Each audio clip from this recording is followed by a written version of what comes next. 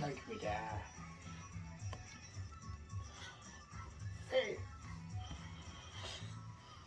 Yeah, Say the V by Bewitched, the international Switzerland of music that is Say the V.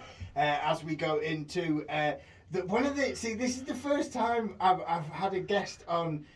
Last week was the first time I had a guest on I've never met before. Okay. This is the first week I've had a guest on that I've met before and we've chatted, but we've always talked about daft stuff, and now we're going to talk about something serious. Serious. I don't know if you've noticed, Logan, but there's been this thing called the pandemic on, and people have had very strong opinions on Scandemic. Yeah, a scandemic. So people have had very strong opinions, I think, on three main areas: COVID itself, the vaccine, and lockdowns, and the mask issue. I'll put in COVID and all that kind of stuff. So. You mentioned there a scamdemic. So, where are you with? Let's take COVID. Okay. So, is COVID for you? Is COVID a disease? Is it an issue, or has it just been? Is it been blown out of all proportion, or just created? How many people do we upset by talking right now? Well, if you're upset by just words, then strap in because. Logan's got the I've got the mind on it. It's the biggest modern day scam in history, in my opinion. So it doesn't exist? Or? It doesn't exist. So I've got them people that go, the non-believers. Oh, I don't believe it exists, but I've had COVID. Then you've not had it. You've not had it. If you say that you've not, if you're a non-believer, you can't say you've had it. That's one of my worst pet hates for the people that are non-believers. The people that say they've had it when they're a non-believer. So what are people testing positive for? I don't know. Right. I really don't know. But you don't think just trying to vaccine people and bump them off. Right. Okay. So the death tolls. How do we? Is this just for you? Is this just? These are the amount of people that would have died anyway. People just would have jossed it. Yeah, in my opinion. Yeah, they would have just jossed it. Bring on the hate at Big Cheese Logan. So you just literally think that. So what do you think that people who? Because I've been double jabbed. I was surprised you're not on the floor, keeled over. Then you've been double jabbed. So and I've had the booster. I'm booked in to get my booster. Okay. So what do you think? What do you think of? Am I poisoning myself, or am I just essentially? I might as well just drink a cup of water. Or just think you've been mugged off. You've been a bit of a mug. Right. And so what do you think is gonna? So what do you think is? What do you think is something going to happen to me? Are you of the thought? Because I know there's a school of thought that suggests that people who've been vaccinated, we're going to be ill, or we're going to go. Well, the strongest one is that people who've taken the vaccine are all going to die within 2 to 5 years. Yes, this is that one gets said a lot. Yeah, there's loads of things that get said. Like if people put on my Facebook like one step away from on holiday and show that vaccine, I delete them instantly because I can't be bothered with them. Right. They're not my type of people. So. I see your face here. No. Because as I said before we came on, for me, especially because it's been going on for so long now, I've just got to the point where I'm a great believer that. You're never going to change people's opinion. You're never going to change somebody's opinion. No one will ever change my opinion. Exactly. Well, no, I'm not, and I wouldn't try to, just to clarify it. You're not going to change people's opinions. Yeah. So for me, it's about understanding. It's about understanding where somebody comes from with that aspect. Because for me, as I said to you, one of a number of reasons why I've been jabbed, and I can talk about wanting to protect my mum and my partner's parents, who are very chronologically gifted and maybe are not in the greatest of shape. So that's one of the reasons. But on a very simple, selfish basis, as we've talked about already in this show, there have been times where I have chosen to give dodgy fellas, because they have all been fellas, money to give me substances that I've willfully put in my body and had a great time. Great time. Some I've had terrible times. It's only fair to say I've had absolutely great times on sometimes. So for me to worry about putting that vaccine in my body, I'm not You know, I'll freely admit I have joked about the whole like now I'm 5G enabled and Bill Gates can see where I am. My response to people who maybe have that, you know, like, oh, you can be tracked. Most of these people express their views on an iPhone, which is one of the most easily tracked things ever. So people who put messages on Facebook and social media that they don't want to be tracked, that also tag themselves into every time they go to Gourmet Burger Kitchen or Yates' or anything like that. Like, I don't get it. People who say that we're sheeple by billionaires, I don't get, because generally when you ask where their information comes from, it usually comes from another billionaire. You know, some people will say mainstream media. I don't agree. I don't understand what that term means, because essentially all media is mainstream, unless it's a secret underground thing. So people are saying that Fox News is now mainstream media. It always has been. Yeah. I just don't understand those kinds of things. For me, it's just I don't know. So as somebody who will. Have you never been vaccinated for anything? I remember bunking off school, and my mum let me bunk off for the TB jab. I just don't like it. Right. Yeah, I don't like any needles, nothing. No, none of that. No, but I won't go to them countries where you have to get them things. I don't really like popping paracetamols. It's only that I fell off the hill and I thought I was going to die. I popped some.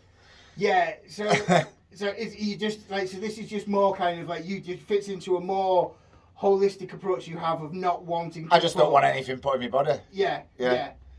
Right.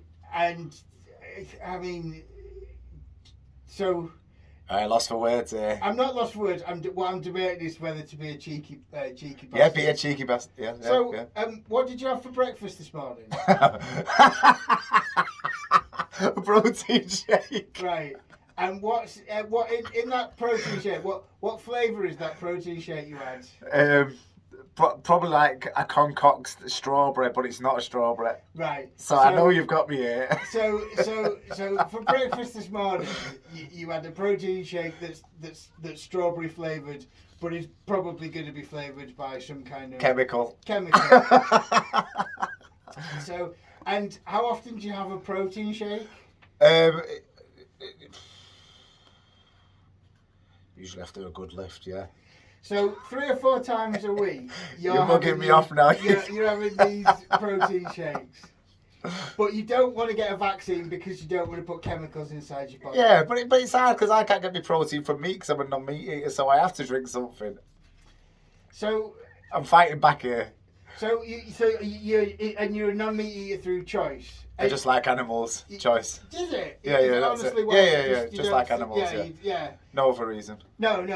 Yeah, and that's great. Because I was at the zoo once and I was like, oh man, and then I seen a sign that was like, if you love the animals, why are you eating them? I thought, that's true. And then I stopped. See, exactly. And I think again, this feeds into something that is something that ever since I've met you, is something that it's only fair, you know, even while we're disagreeing on something, to say that this is something that I've certainly got from the very first time I've met you, is you're a very committed individual, in that you strike me as the sort of person who every now and again you'll hear people who smoked 20 a day and then just decided one day, I'm not going to smoke again, and never smoked again. And other people will be like, that's not how you give up stuff. And it's like, there are just some people who are built like that. And you seem to be one of those people who is just, once you've set your mind on something. Like an addictive personality. Once it's on, it's on. That's it. Yeah. And you commit to it. As this example, by the gym work, by the loss of weight and the kind of getting into shape and stuff, which completely makes sense. And completely makes sense, again, why I would imagine that if anybody did try and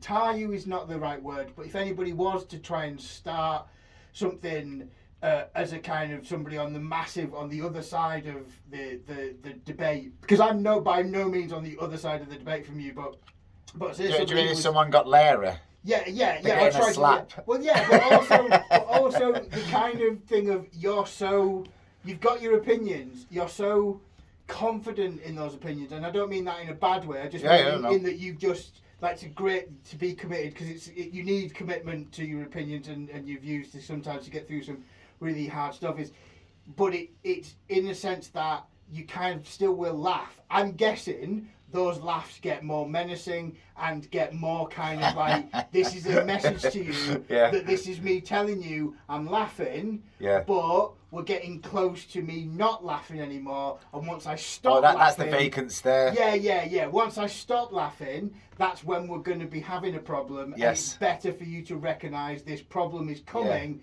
than you wait until the problem is here. No, exactly. It's because... Smile too much. Yeah, no. It's... If you're somebody like me who's used humour for a defence most of his life, what you learn is you learn to read others' body languages to think, right, how far can I push this? Right, I'm now picking up... What's my face saying now? Well, your face... No, so don't do that. Don't do that, you big David James mother flipper. No, it's just...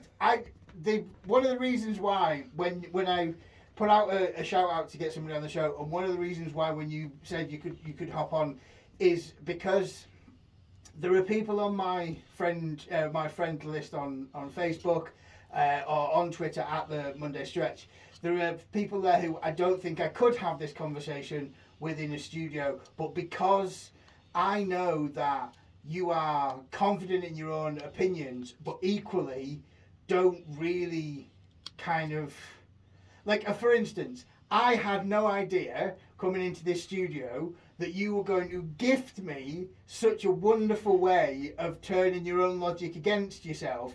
But the thing is that once I had it, I paused because I was like, this is a bit of a dick move because but I hadn't planned it. But that's what I like to do and that's my approach and I think that is better. Sometimes it doesn't work all the time. That's a good approach. Well, thank you. It was. Sometimes it doesn't work all the time because some people don't like having their logic. You mean some people freeze and be like, you what? Yeah, exactly. Yeah. My family, yeah. Some members of my family, they don't like being shown the kind of